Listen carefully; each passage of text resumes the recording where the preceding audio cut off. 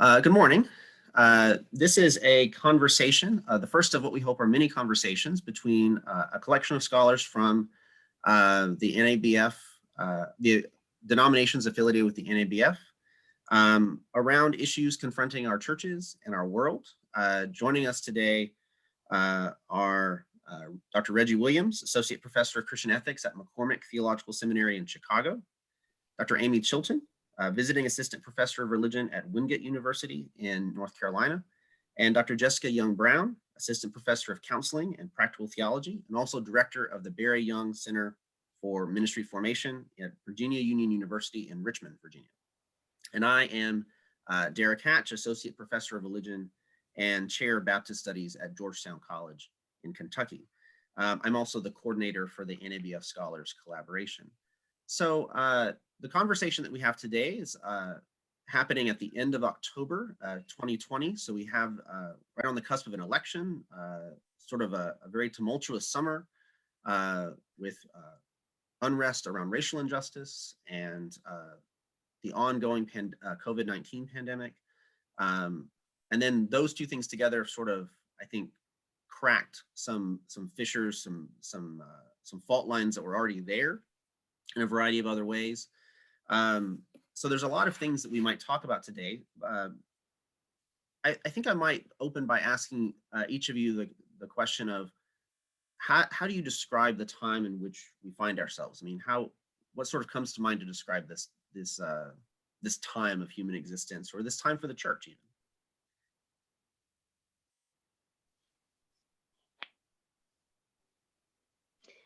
So for me, I'm not going to start. Oh, go ahead, Reggie. No, I said I'm not going to start. Okay. For me, it's the duality of this awareness that for many of us, this is, we were kind of playing around with this word earlier before we started recording. This is an unprecedented time in all of our lives, right? Something that we are not familiar with and don't know what to do. And at the same time, there's this awareness that if we understand the history of the world, there are people who came before us who dealt with times that felt like this too. And so I try to kind of hold on to that duality that this feels really bad and we're allowed to own how bad it feels. And people like us have gotten through things like this before. So that's helpful. But I think a part of I jokingly say to some people, like, it feels like apocalyptic times. It kind of feels like all of these terrible things are happening at once. And I think especially for us as people of faith, it challenges us to understand and even interrogate how our worldview shapes the way we make sense of things that don't make sense. Jessica, when you say people like us have gone through times like this before, what do you mean? Baptists, Americans?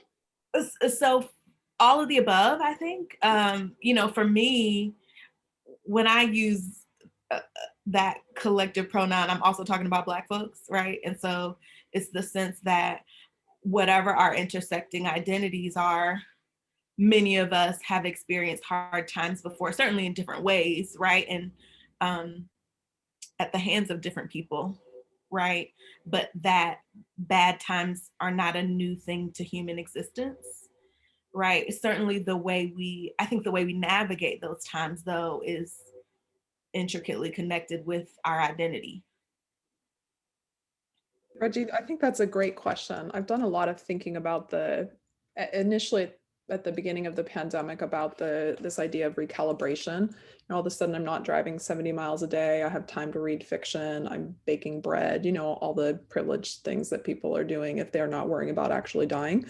And yet at the same time, I'm praying for our colleague students in Asia where they can't get out of their houses to go buy food and they really are at risk of dying. And so it's hard to say, like, how do we label these times? Well, for some of us, with privilege, it's a time to be creative. And yet there's a recognition that, there are these deep fissures that have not, I don't think that they've broken open so much as come to light. And that we are having different experiences of the pandemic. And it's kind of mind-boggling to begin to ask the question, how do I right the injustices in the world in a pandemic that is bringing me these privileges, more time to spend with my kid, and creativity and the kinds of bread loaves that I bake. You know, they may be unprecedented, but for some people, they are not challenging per se. Yeah. So I just week before last, in a course that I'm teaching on Black aesthetics, we finished W.E.B. Du Bois' book, Souls of Black Folk. Classic, powerful classic text published in 1903, still very relevant here more than 100 years later, 117 years later. He wrote this book as he's trying to make sense of what's happening to Black people after the Civil War. I mean, he's born 3 years after the Civil War. He sees Black people achieve things, gain access to things, being, the effort to integrate Black people into the nation, with the Freedmen's Bureau, and then the retrenchment in 1896 with the passing of Plessy versus Ferguson and setting Jim Crow up and all of this. He's watching this happen. How do you make sense of the nation's fundamental failure to reboot itself after the Civil War? Mm-hmm. What is happening here? And in this caricature of Black people as beasts, he speaks into with this language of souls. Do souls have beasts? I mean, the beasts have souls. The animals have souls. Now, I would start there because that logic, the logic that calibrated humankind according to this effort to make an apologetic for owning and selling Black people, has fundamentally impacted the entire planet, our existence on this planet. It is practices of domination and authoritarianism Mm-hmm. that began as an effort to make an argument for that, and then turned to a Christian explanation of God's way in the world. Mm-hmm. That was that practice of domination. Now, some may argue that this is just one aspect. I would say that this is the whole plant itself. This is just one leaf on a plant or on a tree. I would say this is actually the tree and its roots. Mm-hmm. These practices of authoritarianism and domination have completely, they fundamentally altered what we understand as the mission of the church. Mm-hmm. What it means to be Christian, what we understand as the mission of the church. Who is made in God's image? How do we live together with one another? How do we live on this planet? Mm-hmm. Mm-hmm. So in 1903, he writes this book, Souls of Black Folk. Okay, Black folks, again, to say it, had experienced achievement. All of that rolled back with the onset of Jim Crow. Jim Crow, finally, we have some ground covered to try and undo it by 1964 in the passing of the Voting Rights Act. Because voting is the war that has continued since the Civil War. They wanted it went from the Freedmen's Bureau to just give them the right to vote, with the 15th Amendment having been passed, trying to make that thing happen. And then white people shut down Black people having voice in politics, shut that down.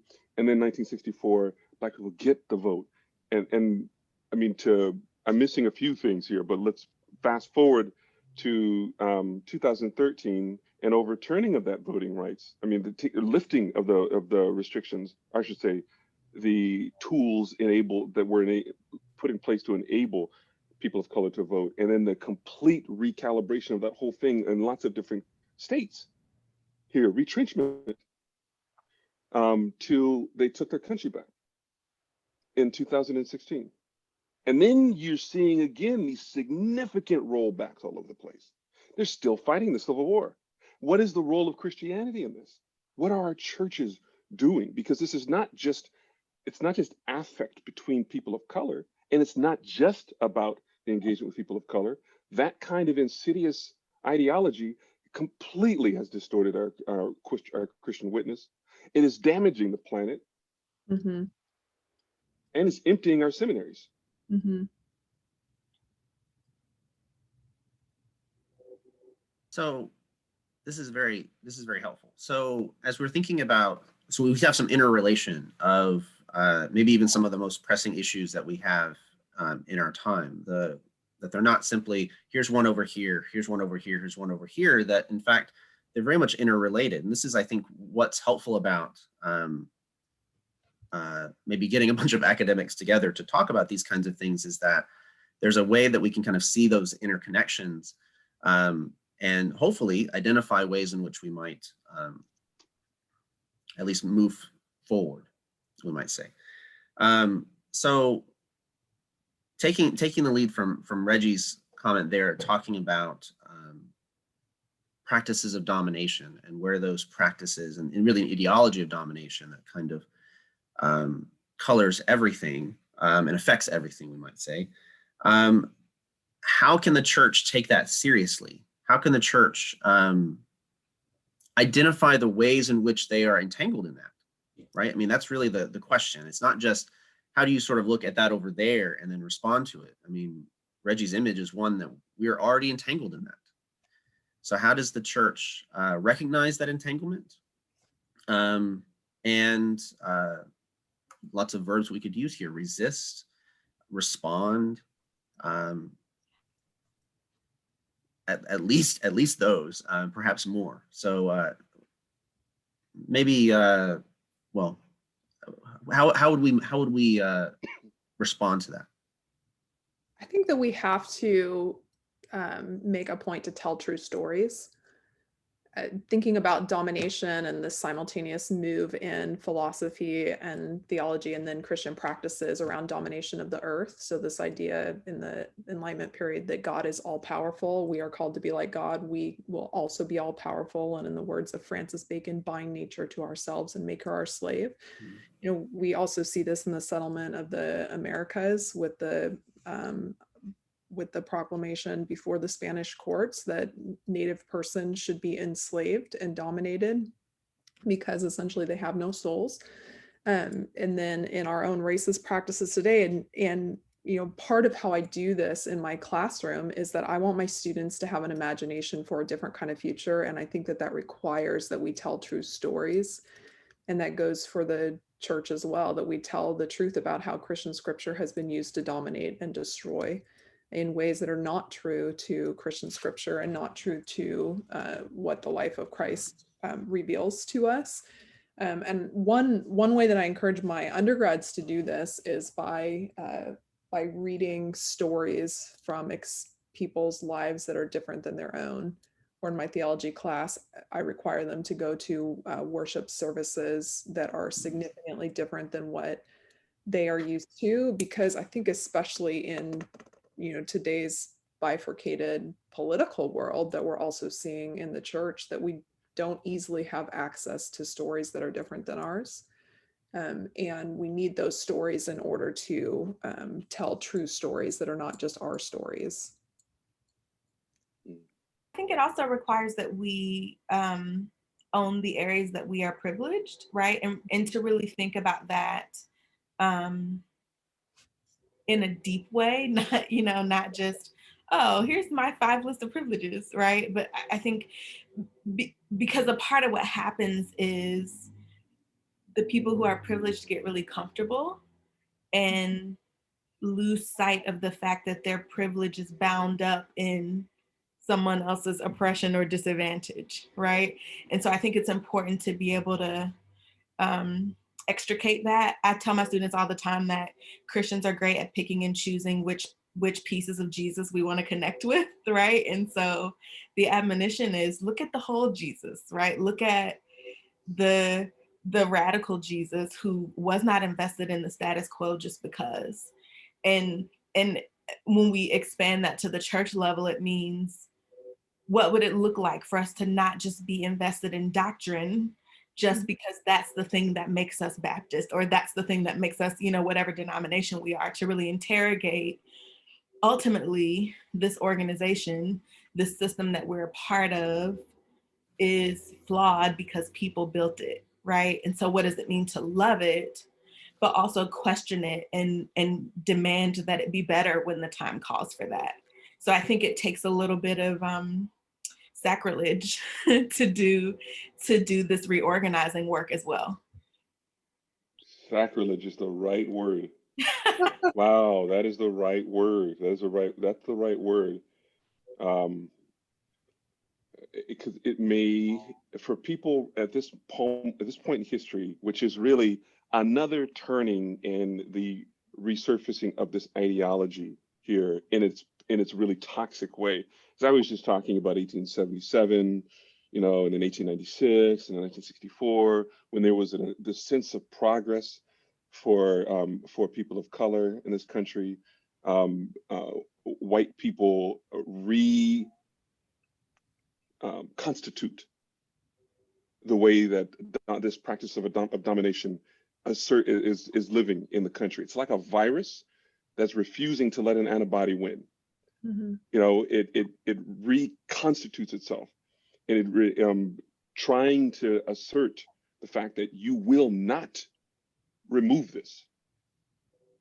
It will not die within the body politic. What we need, I mean, what is this it that will not die? Mm-hmm. It has shaped it has shaped a God in its image and demands that the nation worship it. That's what it's done religiously, theologically. To turn from that thing is sacrilege. It looks like being an atheist. What would that mean? What is this thing that set itself up as a God over above everything else? It's this thing that had the power to declare who has and who doesn't have souls. Mm-hmm. It's this thing that could say, bind nature to ourselves, and make her our slave. Mm-hmm. It's just this thing that sees itself as in charge of everything related to heaven and earth. God's representation on the planet. This is what whiteness is. And whiteness is a mechanism. Whiteness, it is not specifically people. It's a way of understanding human life on the planet and our life on the planet. It's an organization around what I would say a template, an archetype, an ideal human, showed up by an Arnold Brecker statuary in Nazi Germany, also in South Africa and in the United States. An ideal type, the one for whom community is made, and we should be interested. We should want community populated with that person. It's a longing. So I would say in response to this thing, we need a full and complete recalibration, reconstitution of being. This is a big deal. It's James Baldwin in his letter to his nephew says you've got to be patient with white people. They think they need to be patient with you, but in fact, you need to be patient with them. They're caught inside of a reality that they do not understand. And to be released from this reality is terrifying.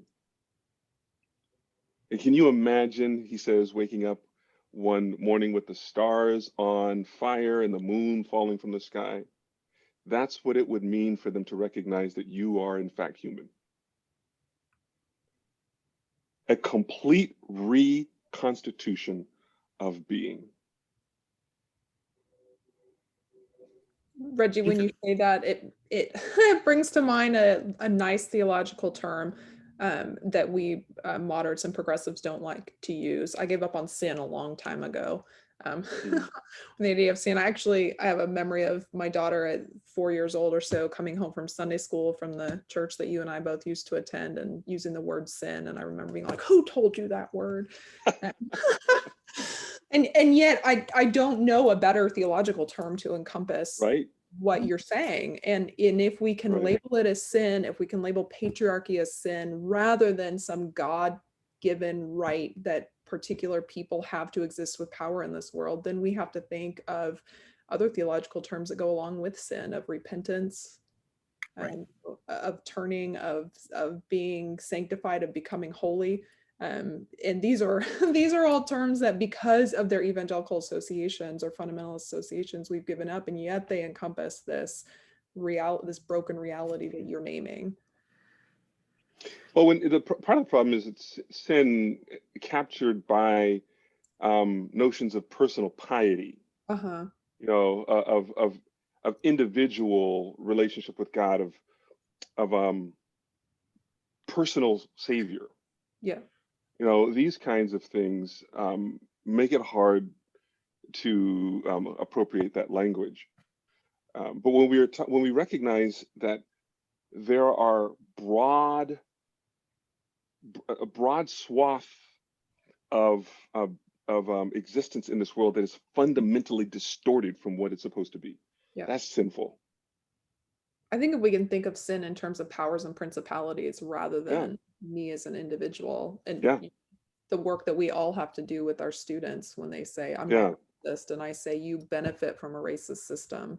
You may not have cognizant racist thoughts, but if you benefit from structural racism, then you are. So if we can you're speaking about broadening beyond personal piety, and I think Paul has this language for us that we can use from our pulpits of powers and principalities.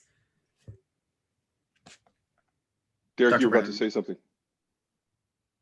Oh, I was going to say Dr. Brown looked like she was about to. Okay. So Amy was talking about, the idea that maybe we've given up certain language. And I would argue that maybe people have given up saying it, but we haven't given up living it out, right? And we True that. haven't given up creating and participating in hierarchies based upon our estimations of people's sinfulness, right? I mean, one of the things we talking about this morning was people's political decisions. And I think that's a perfect example of the way we set up these hierarchies, right? I think these things are more right, particularly when I am a person who's not engaged in that particular sin. And so now I become invested in legislating other people's sin, right? In a country that theoretically has separation of church and state, which is a complete joke, right? And the challenge is, though, that the church that this country is embedded in is a corrupt one. And so I think, I'm just saying, I don't think we've really given up those beliefs. Even if we stop saying the words, our actions reveal the heart, which is that we're very invested in those ideas. And we're very invested in categorizing people based on those ideas. I think, let me just return quickly to what I said earlier about hearing stories. Just thinking to Irenaeus's statement that the glory of God is humankind fully alive. I think that we have to hear other stories so that we can see where the sin that we perpetuate is present in removing people from their experience of being the image of God. One of my goals this last year has been to read novels by non-white, non-Western authors. And so I've been making my way through Adichie's books. And she has a TED Talk called The Danger of a Single Story that I use with my students and encourage them to do the same, is to hear these stories so that we can see, for example, if we categorize homosexuality as the greatest sin of all time, and yet we realize that young non-straight people are more suicidal, that's a break in humanity, their humanity being fully alive and fully living into God's presence. And that's a result of our own sin, which is, again, I gave up sin a long time ago, but this is the word that today captures this brokenness mostly for me. What also comes to mind when we talk about sacrilege is I don't think that our churches, generally speaking, think of racism and all of its various forms as something like idolatry. And so, when Reggie's talking about what it feels like to break from this ideology of domination as sacrilege, is to say that it's sort of bound up like worship, right? That it's sort of, it has a devotional component to it, as what we've been kind of unpacking here. And so if it feels like you're actually committing idolatry against it, that means that you may have been committing idolatry by being devoted to it. I don't, that's the kind of language that we don't tend to use. I mean, we don't use sin language for for this. We also don't use heresy language. We don't use idolatry language. That's language that's intrinsic to our conversations that very much touches on what we're talking about. It's hard to say that it's not this, and yet it's, we have churches that care about not being idolatrous, not being sinful, not being heretical, and yet, they still find themselves bound up in this. What I'm struck too is in our conversations about this is that it's not just that the obstacles that are presented to churches that they have to overcome, it's the obstacles that are presented by the churches to themselves. Right. And maybe drill down a little bit there, the NABF constituency is majority African-American denominations, but there are white Baptist denominations that are within the NABF. And so here we might find ourselves sort of talking in a couple of different directions. But what are some of those obstacles, we might say, more particularly that churches put in front of themselves that prevents them from perhaps taking these kinds of things seriously? Yeah, I'm clear that a large segment of what we call Christianity in the United States today is idolatry. It's just idolatry. Now I want to come back to your question here. I'm going to Sure. do a circuitous route here, but let's talk about how this is at work.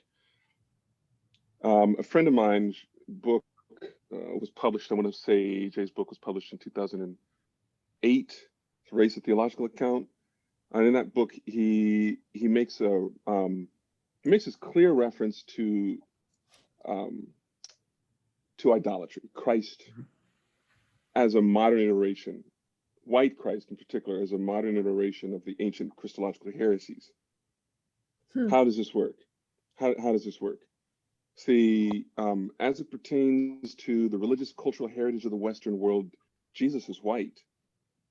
This Christ is moved from Jerusalem and Israel, where Israel is the locus of God's work and activity in the world, to Europe. Okay, and he becomes in representation, he's a white man. This is an ideal cultural religious possession of the West. From this location, these people are responsible for spreading culture, civilization, and religion to the rest of the world. Europe is the salvific center of God's actions in the world. Okay, he's white. Yet as it pertains to his body, they also recognize that this is a Jewish man. Physically, embodied, he's a Jewish man. Ideally, culturally, he's a white man. This is Apollinarius, it's Nestorian. It's a clear Christological heresy. What would it mean to recognize Christ as fully embodied?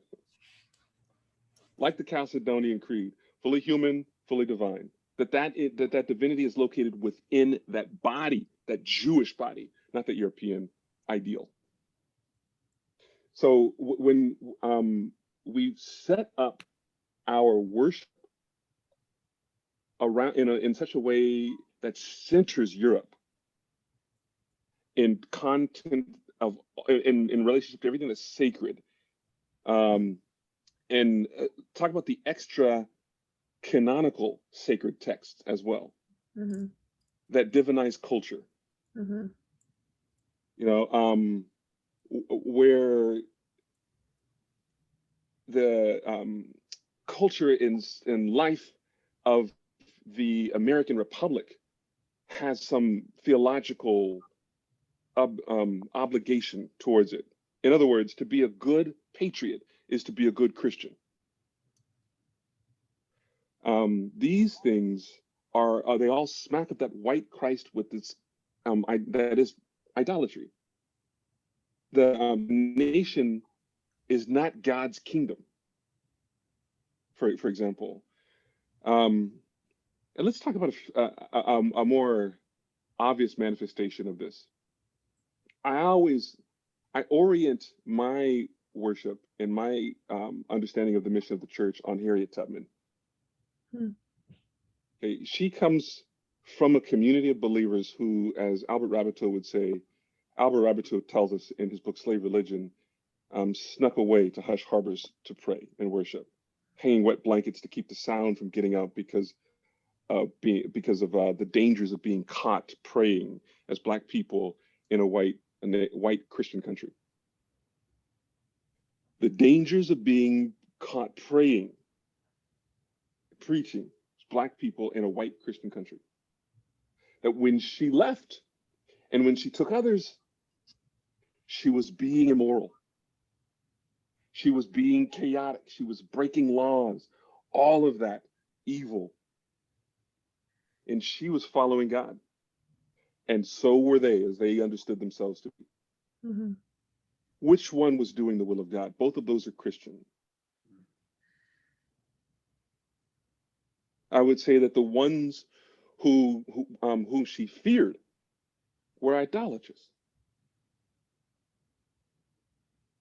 Fashioning a God in their image, demanding the world worship him. Domination, authoritarian. The world is their resource. So I said I was going to circle back. I don't think I did. We'll go around. I don't need to be the only one talking here. Sorry. We'll go around and I'll come back. I don't know if I can follow Harriet Tubman well, but let me go another route with this also.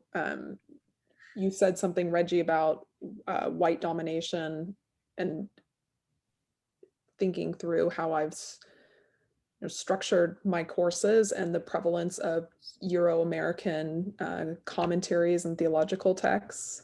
So I have all of Karl Barth's Church Dogmatics gifted to me by somebody when they moved out of student housing, sitting on a bottom shelf right behind me. And I have very few commentaries written by people of color or non-Euro-Americans or even women.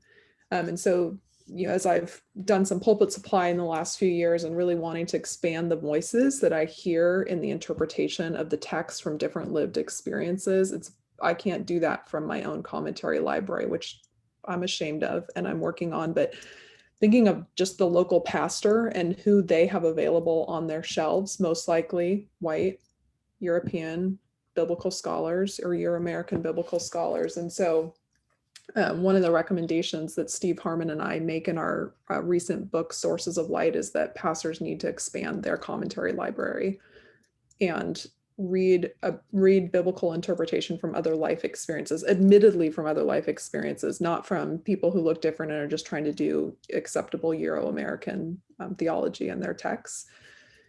So, hearing faith in Harriet Tubman's life and asking the question, who is being or doing, worshiping false idols, sorry, stumbling on my words there. But then also making a conscious choice to interpret scripture with from other life experiences, I think is really important for the local pastor. And not even just written text. So I think that's important, but also opening up access to other lived experiences, right? That the folks in your congregation, whatever that looks like at this point in 2020, right? That they are not the only source of authority about what it means to be Christian. And so what does it mean as communities of faith to expand our scope, to connect intentionally with people who don't look like us or who don't believe the same things that we believe, and use that as another source of theological reflection, not just some community activism that we take a picture about and put it on Facebook, but that we actually use that as a lens through which we understand and see God. Well, and I think that there are so many opportunities in which we can do Bible study, if we want to call it that. I'm really reverting to a lot of old school terms here. If we want to, do Bible study. I am. Look at me. I can find my evangelicalism when I need to. So, but reading the gospel text together with people from outside of our community, like literally studying the Bible with people from different life experiences, I think is really an essential part of this task of how do we understand and imagine Jesus differently, which then allows us to imagine a life and a world shaped by following Christ that is less sinful and idolatrous than what we're seeing now. So Jessica, I think that doing theology outside the written text is really essential. I also want to say that some of the ways that we look to address the diversity problem is by looking for people, primarily looking for people who look different than us. And I want to say that can be misleading. Mm-hmm. That church might be recognizing a problem within its borders, within its boundaries, but doesn't have any people of color to kind of pull in and sit down next to me so I can, see the world through your eyes. That's a little misleading. That Mm-hmm. the work should also be centered on recognizing what is the mission of the church. Mm-hmm. So, if you are, well, actually, and my church is a Black church. That shares its origin with Hush Harbors, recognizing that the work of God in the world is justice. Mm-hmm. We partner with other denominations, other churches, so forth, looking at the needs for justice within our community. Mm-hmm. And in our neighborhood. What does it mean to be focused on making sure that everybody has what they need in order to live a good life? Mm-hmm. And that people are considered contributing members to a developing community, a healthy and good community. Mm-hmm. We're not devoted to ideology. We're devoted to loving your neighbor as yourself. These kinds of things. That's what justice would look like. What are the needs for justice in your neighborhood? Is justice what the way of Jesus is about? Or is Jesus about making righteous individuals? Can you make righteous individuals without having individuals who are concerned about justice and just communities? Can you make righteous individuals without making self-righteous people? Yeah. Which is really what ends up happening. Yeah. Well, especially No. When we think about righteousness as an individual act rather than a community. There we go. A community goal. Hyper individual morality. Mm-hmm. So we're almost out of time, but I did want to ask, because I think part of the service of a scholars collaboration to NABF constituencies is to maybe make recommendations about maybe ways in which they can grow. And so we've had a few books that have been mentioned throughout the conversation. If you wanted to name another book that pastors and layfolk should consider reading, I just wanted to give an opportunity to put that out there. And so is there anything that's just sort of pressing and say, no, you need to read this book?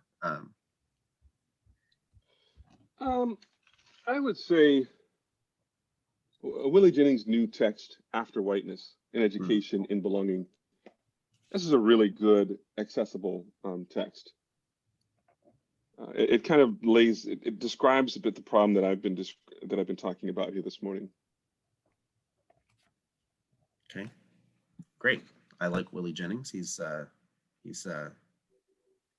haven't got a chance to read that one yet, but his other Christian Imagination is a tour de force, and I've just picked up his commentary on Acts also. It's sitting behind me somewhere. And others that are would be helpful along a journey. Self-surfing to recommend my recently edited book. I can, which is this book right here. Sources. You did already, technically. I did. It's a 25 chapters or so of Baptist theologians engaging different forms of lowercase c Catholic theology. So Black theology, white theology, womanist theology. And I mean, the book itself is great. Our authors are great. Derek has a chapter in there, but one thing that I think would be really helpful is that at the conclusion of each chapter is just a very short resource list of books that pastors can engage in all of the areas that are covered. And then at the end, there's a list of commentaries by non-Euro-American authors. So I think that just the bibliography itself is helpful, as well as rethinking like how can we engage these different kinds of life experiences in a way that really connects with Baptist theology and practice. Okay. All right. Well, yeah. go ahead. I also, just for a really quick read, the September 23rd edition of Christian Century features an article in it that I wrote about the definition of racism. Mm, Great article, by the way. very good. Who said that? I did. Oh, Amy, you read that? I didn't know you saw. Oh, I did read that. Another book that I'm just reading through right now is David Gushie's After Evangelicalism, which I think is probably really helpful for disenfranchised white former evangelicals and thinking through how can we keep Jesus and get rid of all the sinful aspects of evangelicalism. And just a process resource is Gregory Ellison's Fearless Dialogues. I think he does a great job talking about some of the things that keep us stuck in these discussions and generating some resources for how to kind of navigate our way out. He's got a recently published book as well, so anything by him I think is helpful kind of when we're ready to do the work, so to speak. I've also found the On Being Civil Conversations project work to be really helpful, kind of along the same lines as how can we engage across difference and civilly. Well, this has been a fantastic conversation. I'd like to thank Drs. Chilton, Brown, and Williams for their contributions for this conversation, really making this conversation happen. I have benefited from it personally in terms of being enlightened and challenged. And I hope for everyone that views it, it serves the same way.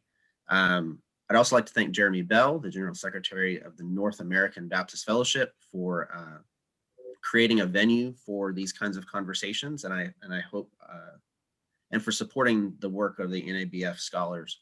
And I look forward to more collaboration with the NABF in the future. Thank you again. Personally, I'm just so grateful for your for the time that you've taken and really just just a conversation that in some ways is just the tip of the iceberg in some ways, but hopefully can be thought-provoking and lead us to where maybe the next time we have a conversation like this, the first part can be, hey, things the needle is moving a little bit. There are some positive signs, some signs of spring and some thawing that maybe can be, we can rejoice in that and still buckle down for more work to be done. So thank you so much. And that'll be it. Thank you.